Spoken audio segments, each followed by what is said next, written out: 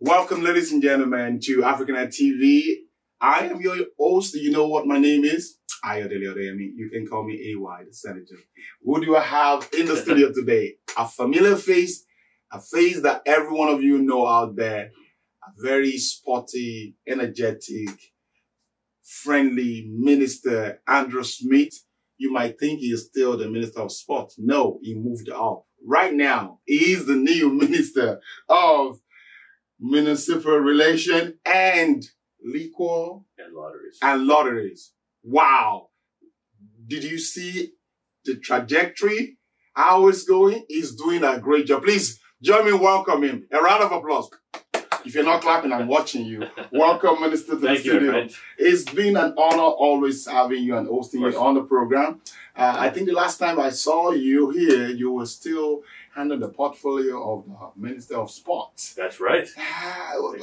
You are now in another portfolio. You are in another office. Tell us about this, your new office. Great. Well, actually, I think it's new-ish. So I started in February. Late January, February in this new portfolio. So I think last time I was here, Sport Culture Heritage, I had no idea I was going to be in this portfolio at some point. We just kind of are given our assignments by the Premier, and that's how it works. And you announced a huge grant. Exactly. That time, I think it was 100 million to be given out in 2 or 3 years, right? Correct. So I built that program when I was the last minister in the Sport Culture Heritage Department. So Arts, Culture, and Sport and Community Fund. And here I actually have some of the successful recipients of the first round right here. It was $100 million split into two. So $50 million each intake. The program is now closed. They haven't announced the second round yet, but everyone who's applied has applied now. And it's done a tremendous job in trying to help community groups right across Manitoba. I believe I should say this, that you have let me use the word, do you have the knack to always create something that will help people's organization, community do better? Because, you know, funding is a huge aspect of running a community, running an organization. And now that you're the Minister of Municipal Relation, Liquor and Lottery, I read, was it May 6th or May 9th? You released another huge grant, 25 million program. Correct. Tell us about this again. Okay, so in this department, Building Sustainable Communities Fund, which does, it's similar to the Arts, Culture, and Sport Committee, but they do have different goals. The Building Sustainable Communities Fund, which is called BSC, so like Bachelor of Science, BSC, which is an easy way to remember it. That was created a few years back. And I guess at the time it was recognized that there was a problem in communities, and they want to centralize all the funding models into one. Right, make it simple to understand. It was $12.5 million, and only recently we put it to $25 million. Wow. And then that's like doubling the amount. It was doubled because of the need, right? And of course, the Arts, Culture, and Sport and Community Fund, which was $100 million, again, was to try and address the problems after COVID. As we saw, COVID was devastating for a lot of community groups, especially, you know, groups like ethnocultural groups, who typically ran on a very, very tight budget and completely relied on volunteers. Well, what happened after COVID? Donations dried up. Yes. And volunteers disappeared. True. A lot of volunteers stopped volunteering. It's hard to get them back. Once you lose a volunteer, it takes a lot of effort to get them back. True. And that was a huge problem. So the ACSC fund, as we call it, was to address that problem. The Building Sustainable Communities Fund was there to help a few years. It started before COVID to help address needs in the community. Now, with the combination of the two, $125 million into community groups. Wow. That is huge. Someone told me something, and not just from one angle. I was discussing this behind the scene before you came in, that this present PC government recently, this past few months, going to a year, have started doling out millions of dollars. Is it because of election coming? Or are you sure they are not trying to just let you forget that they have not been doing well enough before now? But I remember the BSC did not start with you February. When did this initiative of BSC started? Take us It back. was 2019. 2019. Correct. So it's not that what I heard behind us and like, oh, they just started everything in a rush. These are Right. started. Take us back a little bit. Yes. So before 2019 and even before that, there were a lot of streams of funding for community groups, but they're complicated, right? Complicated. And anyone knows government websites are difficult to navigate, and they use all kinds of acronyms like BSC, ACSC. No normal person knows what that means. True. Government people do, the rest don't. So the idea was to streamline it, create one consolidated fund called the Building Sustainable Communities Fund. So everyone knows how to plug into it, right? Of course, this was pre-COVID. $12.5 million was a lot of money, gave out to a lot of communities, particularly rural communities that typically were not necessarily funded, were able to take advantage of this. Fast forward, COVID, we had economic issues, labor shortage, which is translated into a severe shortage for volunteers. Yes. Now we've got a different world we live in. So BSC was doubled, and then we did the ACSC fund, so we got $125 million. And you can see, Building Sustainable Communities Fund has addressed a number of issues, and it's actually helped fund a number of ethnocultural groups, right? And then you've got the list here, and we get the arts, culture, and sport. You can see how many ethnocultural groups are actually funded through this. I'm going to interject you a bit.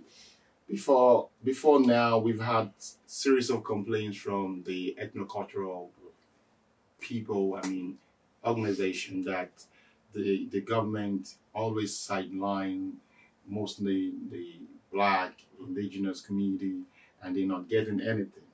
But the fact is stating itself. I could see right here from the ACSC and now the BSC list of awarders that have gotten funding. I could see African Super Creative Arts Center, refugees, immigrant, farming integration. I could see even the church, Redeemed Church of God. Yeah. Oh, I know that one, Rema Sanctuary. Rema, just down the street here. It's done Pemina. Wow. Yeah. So that means if what we are saying now or stating here, if it is a lie, you know what to do. Comment below and tell me, hey, why? It's not true. We had nothing. Because this is different from the mainstream media where people can just do anything on politics. You know what we do? We go for the fact in a very, very easy way. We tell it as it is. And I can just go on and on. Oh my goodness. Oak Bank, United Church, Sisters of Joy. Wow. The Ukrainian Catholic Church, St. Michael's. Are you kidding me? So this is huge. Yeah. Let me ask you, Minister. Before all this grants come in, what are the challenges all these ethnocultural group have been facing, and how did you overcome it to get us into getting all this grant to them now? Because there have been numerous complaints, and you have seen the constraints they all went through. How did you come about solving this whole issue? Well, I think what happened is before COVID, it wasn't that there was the problems existed before COVID. Okay. That's not I think everyone knows that. It has nothing to do with the COVID just exposed a lot of the problems and exacerbated the issues. So before COVID, I think everyone kind of hummed along very on a shoestring budget. Everyone was able to continue to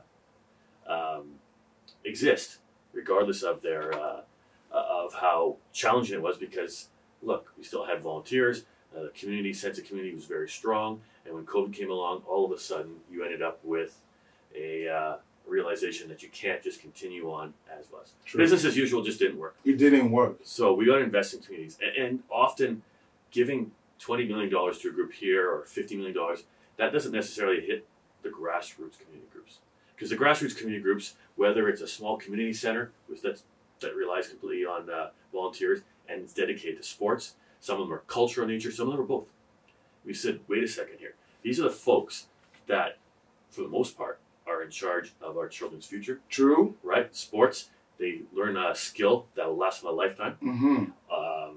The socialization of it and the culture aspect. True. All these things impact adults, but they are especially important for children and a sense of identity and who they're going to become. And giving money's amount, and you look at the amounts that we have, arts, culture, sport, and community can give up to $5 million. As small as a few thousand, all the way to $5 million. Building standalone communities can give up to $300,000, all the way down to a few $1,000s. And some might say, well, if you give $3,000 here, $5,000 here, some people may think that's not a lot of money, but some groups, that is a difference between existing and not existing. Right. You give $10 million to this big group, often some community groups don't necessarily feel that impact. You give them a few thousand, a few 100,000, whatever it is they need to fill the gap, all of a sudden, you've got a community group that went from, we may close our doors tomorrow, to we can now not only survive but thrive and expand our services, expand from just trying to sustain now to thriving. Exactly. I can see the difference. And one question to add to what you're saying now has to do with coming from last year. The funding support for BSA program was doubled, as you said. The reason behind this decision and what impact has it made in on the community project that you've started seeing? COVID has done a lot this past 2 years plus. And with this grant, what are the expectations that this is going to do, especially for our friend in Manitoba community and the activity that you are expecting? Because we know a lot of Africanad, Africanad was always out there doing festival, shut down. Big festival like the soccer reggae couldn't really go on. Right. So some churches, some mosques, Muslim community, Ukrainian, they couldn't do any of this. But with this funds, what are your expectations going forward? Right. Well, doubling it, of course, we knew that the need after COVID was great, but also inflation, right? Cost of everything's gone up. So if you keep the same funding model going forward, you're essentially going to have a point where you're not going to be able to fund the community at the same level. Wow. $12.5 million in 2019 is very different than $12.5 million in 2023. Right? Wow. So you did put into factor inflation also into the cost of running all this organization have doubled. Yeah. So you have to double it. And that is so sensitive and so considerate of this present government. I always state this to people. I'm just a friend of truth, a friend of who is doing the right thing. If they're not doing the right thing, we will call them out. Yeah. Ladies and gentlemen, Minister Andrew Smith is not just representing his riding, is representing every one of you out there. Be you black, white, Asian, red, whatever colors you are. This is now me looking and saying truthfully, I can see that you are working and you are doing the talk, not just doing the talk, you are walking the talk. Right. Because before, I couldn't really say maybe the government are just playing politics. Right. But now you are actually acting and showing that true, we hear you and we are addressing those issues. That's a question someone sent. He said, since the launch of BSA 2019 program, the program have committed $82 million to support community projects. And leveraged $185 million from other funding sources. Right. Can you elaborate on the significance of this investment? Because all this money, they are huge, they are more. Can you just, elaborate on the significance of this investment in the sustainability of our community? Well, absolutely. And we've talked about the investment in ethno-cultural communities, sports communities, but there's also an accessibility issue there too, where building sustainable communities will fund accessibility improvements on your community. So if, let's say, you have a community center and there's limited wheelchair access, you can use this fund to improve wheelchair access. Put in an elevator. Often folks in the disability community have had challenges accessing buildings, right? I think there's a realization now in our society that's got to change, but doesn't come for free. And especially a small community group with inflation, heightened costs, these types of programs, building sustainable communities is one of them, can actually help fund that. And something as simple as putting an elevator in a community center, if it's a cultural center, let's say, all of a sudden now this person can use an elevator, which may not have been able to access the basement before, can now do that, right? It makes a huge difference. Now this person is part of the community and has been able to integrate into the community fully. Wow. Yeah. If you're like me, from Nigeria, you're African, you're from the black community, you know how politician talks back home? They just state numbers. You will not see the effect. But here, something is different. I was just watching and looking at how invested the minister is, telling, you can see the truth behind the line that we know what we're doing and we're doing it. And this is where I want to sing the song, Baby, Calm Down, Calm Down. Like, seriously. We're going to break it we also can tell a little bit about your other portfolio, lottery and liquor. Yeah. Do you know the meaning of that? In Nigeria, they said umtatete, Yoruba. Umtatete is you play lottery, right? And you want to make people richer. You want to make people get into that recreation center feeling happy. Right. There are some laws around liquor. Right. That are so stringent. Yes. It's not allowing business to thrive. In fact, it's not allowing people to have equal access and do better. Right. You've done something. I read about it. I want you to be the one to tell. Talk about it. Okay. What you have done stepping into this portfolio and into this office. Right. Talk a little bit about liquor and lottery. Well, basically, Manitoba Liquor and Lotteries is a crown corporation, which is basically a government-owned corporation. And we call it crown because of a long story, and I'll get into that in a second here. But it's a crown corporation, and what it does is it essentially is the distributor and the retailer. So they both distribute alcohol across the province, but they're also the ones selling. What we try to do as a government is introduce 2 new pieces of legislation. I was actually going to, on one hand, allow existing retailers. So if you're a beer vendor, the senator owns a beer vendor right now, okay? He can only sell beer. That's true in the future very soon. Yeah, so he's working on it. So. But we wanted to introduce a rules that you can actually have wine and spirits, so liquor. And then vice versa, if you're a wine store, you'll be able to sell beer and liquor. Wow, that will boost the economy. It will boost the market because there's limitation to who or a store that can have carry both. Wow, that is great. So it's been held up. The legislation's been held up by the opposition. They didn't want to go there. They didn't want to allow it to pass. So in Manitoba, you can have the opposition can delay up to 5 pieces of legislation. That was one of them. So if you're watching this, it is not the minister or the PC party holding that from passing. Talk to the opposition to look into this with us. I will be back. I'm just saying this. We will be back on this issue because there is someone that knows more about liquor. I'm going to bring him in soon. He sells liquor also, but he said, I can only sell beer. How I wish I can sell both. And now you're just giving us first-hand information that that legislation should have been passed, if not that it was held up in the House. How do you even, let me ask you, how frustrating has it been for lawmakers like you to put in a law that you think will help everyone, and the opposition will stand against? How do you go around this? How do you do it? Well, it is frustrating, but at the same time also it's a democracy. So sometimes democracies are not as efficient as they could be, but at least there's processes in place that allow the people to be represented. I don't like the fact that these pieces of legislation, and there's another piece of legislation I'll talk about in a second, they both were held up.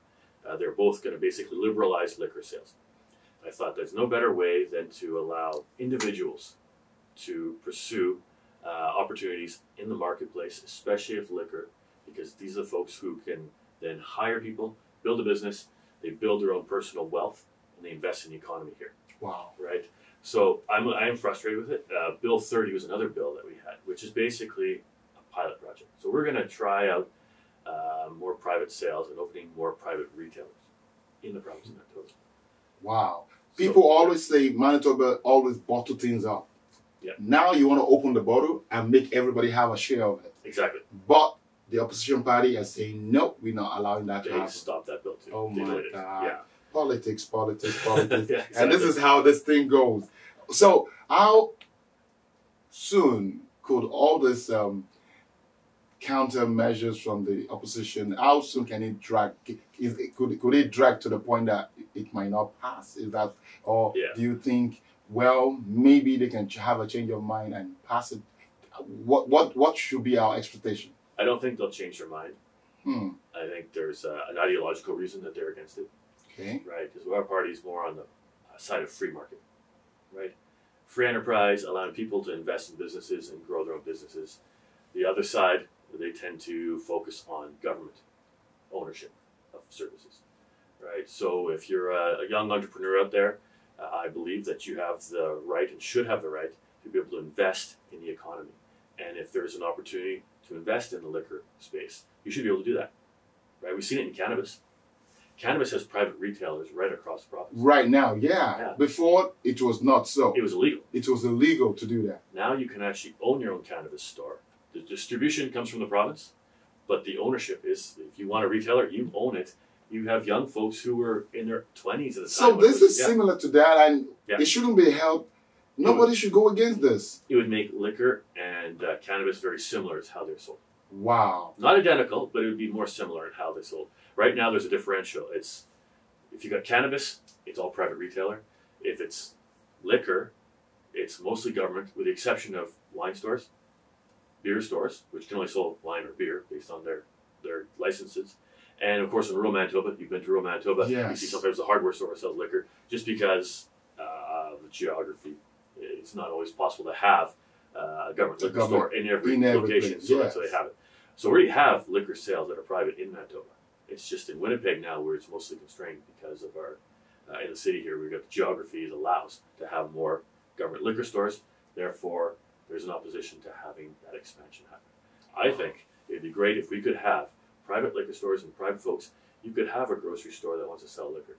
If you're a privately owned store here, mom and pop shops, right? The shops that are owned by families here in the province of Manitoba, if they want to get that space, you know, they have to apply for a license still. Of course, there's regulation. You can't sell to minors. You're going to have certain rules and laws you have to abide by. Great. But beyond that, you can go out and sell the liquor. You can sell products like liquor. You can sell cannabis. But for some reason, there's an ideological opposition to having private folks do that. Wow. I would much prefer the private sector do it and do a lot of these things rather than government sector. I think private sectors, you know, businesses are a lot more efficient at providing those services. That is what I want to say. That because private sectors knows how to run the business and bring in more money, because it's all about running it effectively and gaining and sharing the gain, because you will try better. And I believe Manitoba will become better and it will open the market up. Exactly. But I've not seen many stores, even in the rural area, owned by Black community, maybe people of brown skin. Right. And people start asking me, why can't we own a liquor store? Why can't we have our own liquor store that could even usher in, bring in our home-based liquor? We have grown in numbers. The community, a lot. In fact, this big community now, you can tell how much of the African, they have doubled, even if not tripled in number. And they're used to taking some kind of liquor back home. Some were asking me, can you ask the minister how or when are they going to allow our kind of beers, our kind of emu, you know, palm wine? Have you tasted palm wine before? Let's have some right now. We will tell you what palm wine is. Palm wine is it's a natural, it's from a palm tree. They tap it, they brew it. You don't even need to add anything. In a few days, when you taste it, oh my God, you'll feel heaven. It's like a wine. It's a wine, and it's called palm wine. So if how effective and how great would it be to have, you know, access and have a way to bring all these beers from different African countries to make Manitoba truly inclusive, open up, and see how they can regulate it. Do you see anything like that happening in the nearest future? Well, my first challenge would be to get some of this legislation through. That's been delayed, and unfortunately it was delayed. So this sitting, which is the spring, it comes to an end this Thursday. So it's not going to be reintroduced this, this spring. It's got to go in the fall. Of course, there's an election in the fall on October 3rd, so you have to wait till after an election to reintroduce it. I would think that, and I was going to say earlier here, government shouldn't be in the space of selling all the time. I think governments have a good role. Can you repeat that again? Yeah, government shouldn't be in the space of selling all the time. They should be in the role of legislating, regulating, and grant living programs, and right? grant This is what we're good at. I say we, the government I represent in government, Yes. but that's what governments are really good at, and stay in their lane, allow the private sector to create jobs. And you talked about the Black community and people of color of all communities wanting to come into space. The Ukrainian community have their own kind of wine. Yeah, and they want to bring it out. Like, can we have our kind of wine? Absolutely. Yeah, why not? And the thing is, the number of beer stores that exist are limited. Right? True. Wine stores, there's only about 8, I believe, in the province at all. Now, that's a whole different ball game. But if you were to open up the market, you would be able to have folks from different communities. It wouldn't matter about your community. It would all be about your intention, your business plan, and what the market's willing to accept. And I know right now that different types of wines and spirits and all that from different parts of the world would probably be quite popular. True. Not only the growing community, but people here would probably be interested in, born Canadians would be very interested in saying, okay, well, I want to sample more and have more access to these. Without you leaving the province, without you traveling, you can have access and taste. Yeah. From so around the world. Exactly. But for ownership, absolutely. If you could have less government and allow more open markets, more free markets, then folks watching this show right now, could honestly go out there, get some business partners together, and invest in their own stores, in their own liquor store, whether it's liquor, whether it's beer, whatever kind of specialty you want to go with. They'd be able to do that, at least within some regulation, of course. But it would open things up a lot more than right now, because right now, most folks, I guess they can do is maybe apply and work at a liquor store, which is very different than being the owner. Right? And I know a lot of folks come over from different parts of the world, all want to be entrepreneurs, or typically like the entrepreneurial lifestyle, because you know what? It takes a lot of bravery to come from one country to another. Yes. Uproot yourself and go plant yourself somewhere else. That's an entrepreneurial spirit. That kind of entrepreneurial spirit could be leveraged and to the benefit of all Manitobans. Because when one community does well, everyone does well. And if a bunch of communities do well, then what does that do to the standard of living in the province? What does that do to everyone here? And people would stop asking, well, why don't I have those opportunities? They'd say, why can't I have more opportunities? And I would think that that's the way forward. The idea of having very rigid, strict regulation as far as the sale of who could sell alcohol and liquor. I mean, 100 years ago in this province, we had prohibition. It was illegal to sell alcohol. True. Yeah. Right? And I said, well, why do we want to stick up with that kind of mentality? We all know that there are some issues with alcohol. There's alcohol addictions and there's alcoholism. I've had family members with alcoholism. It's not a fun disease. It's a terrible disease. But at the same time, I still think that you're not going to fix those problems by strictly regulating the entrepreneur who sells. Right? We sell cannabis. We sell, at one point there was a stigma on cannabis. Now it's sold on every street corner. There's regulations with it. So I think alcohol the same way. As long as responsible alcohol consumption is advertised and promoted, and I think we should continue to do that, right? You don't want you want to promote safe driving practices. Don't drink and drive. If you've had too much to drink, we have Uber. We have all kinds of options now. Same thing with cannabis. I think there is a tremendous ability for our society to understand and continue to push safe use of these products. I was going to ask you exactly because my next question was going to come around you protecting people also against abusing all this liquor, cannabis, even including lottery. Some people have engaged into lottery and they have lost everything they own without any support. Are there any support system built in place to help not just advise and regulate people behind all this liquor, lottery, and also give them a warning that you might, have you checked that you're okay to do this? Like you just talk about don't drink and drive. Right. And if you try it and you get caught, if you don't lose your life, you will lose your license. If you don't lose your license, you will get something that will be on your record for the rest of your life. Exactly. Oh, you have always been drinking and driving, and that is not good. Do we have anything in place by the government? Well, there's a lot of advertising. Liquor and lotteries is one example that promotes safe use of alcohol, safe use or discourages drunk driving. And I'll tell you, I remember as you go back 30 years ago in Manitoba, and probably the rest of North America, drunk driving was a lot more acceptable than it is now. It's never been really loved, but it was a lot less stigma. Now there's a tremendous stigma on drunk driving. I think it's a good thing. Right? Saying, okay, you don't drink and drive. Yeah. And particularly now with the access to Uber and things like that, you don't need to worry about that as much. One click away from a ride home. You don't have to go worry home safely. Nobody gets hurt. You go get your car the next morning, and you could Uber back. Right? This idea that alcohol is and can be a dangerous product will never be solved by restricting its sale. Prohibition did not stop alcoholism. It did not stop alcohol consumption. People went underground. They had little bars and stuff that were hidden from the police, and sometimes police were even in there drinking. It didn't make sense. Prohibition doesn't work. We saw with cannabis. We couldn't get rid of cannabis on the streets by outlawing it. You introduce it, and if you make sure that the prices are cheap enough, they can compete with the illegal black market and wipe them up. Same thing with alcohol. If you restrict alcohol too much, people find a way around it.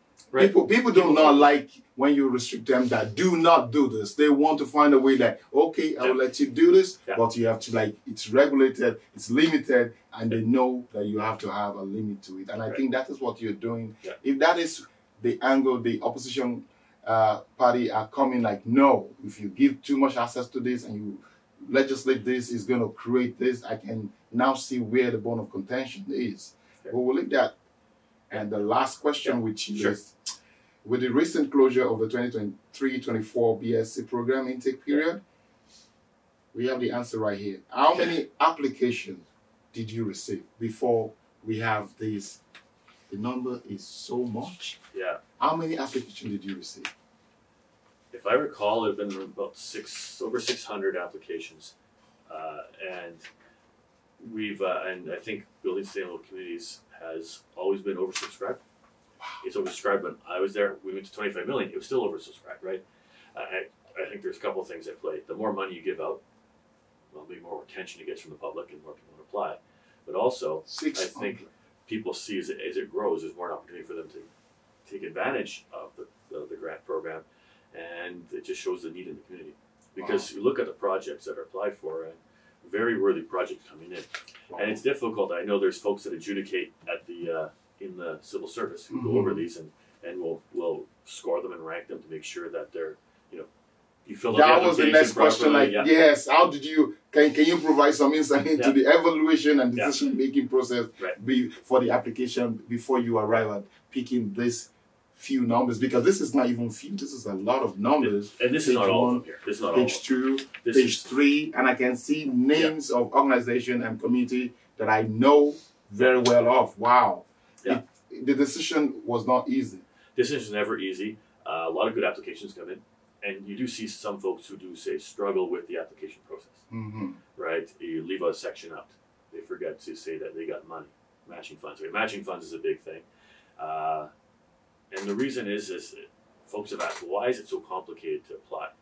And the reason is it's important money because it's taxpayers' money. It's actually your money, Senator, and anyone watching here, it's your money. So governments have to be careful to make sure that things are done properly, right? So that's where there's some background checks into these groups to make sure the group is legitimate. It actually has, in this case, they actually are non-for-profit. They're registered non-for-profit. They fit the criteria, and then the application itself. Does it fit the criteria? And so it does take a long time to process all of these things and to make sure that they're done well. And what I say further to my point earlier was getting folks, especially the ethno-cultural groups. When I was the Arts, Culture, and Sport Community Minister, the Sport, Culture, and Heritage Minister, I was very insistent on reaching out to community groups and saying, this is what we're doing. I believe you came here first, even before the Premier announced that. That was the first thing we did. I said, I want to make sure you know about these things. A, so you can go back and understand there's something coming if you have a project, get ready. And B, if there's something about the ability to understand the processes in government to be able to apply. Because that gives you a great ability then to make sure your project is successful when you apply for it. Filling out those applications, yes, there's a lot of questions, of course. Due diligence has to be followed.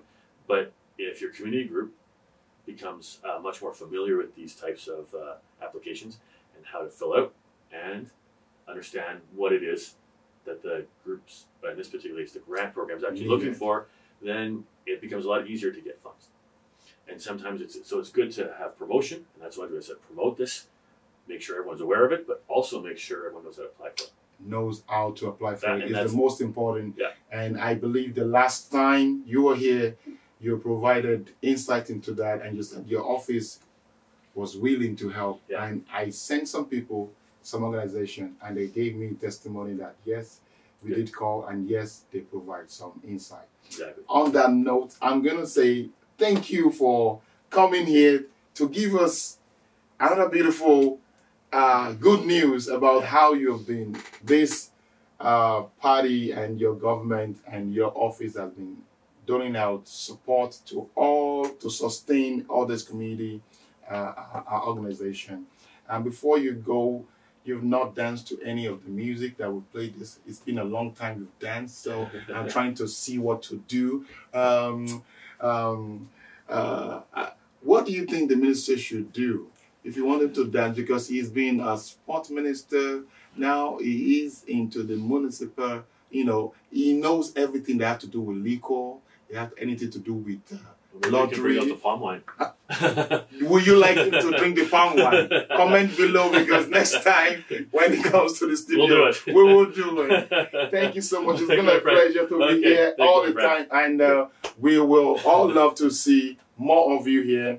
And if you're asking me that, did you ask my question? I did. If there's a question I forgot, please put your comment below. Keep liking, keep sharing, and make sure that you watch out for every news released from this office. They do release important news now and then, and we will not stop giving you details of the recent and most recent information that the PC party is doing. You've done great works, and I have to be frank that I love what you guys are doing.